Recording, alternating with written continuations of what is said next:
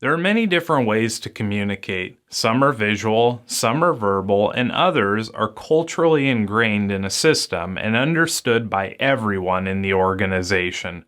Kanban is unique in the sense that it communicates information to people in as many different ways as you want.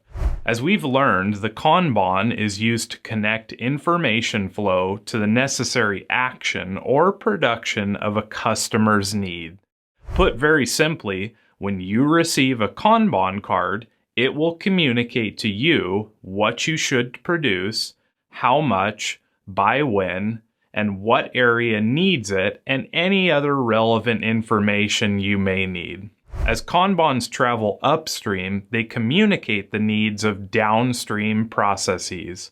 Many organizations today will use stock keeping units, QR codes, or even links that can take recipients to standard operating procedures or even videos so that communication is available in many different forms right from your Kanban card. Given that Kanban cards are rather small, they make communication fast and effective while simultaneously lowering paperwork in an organization.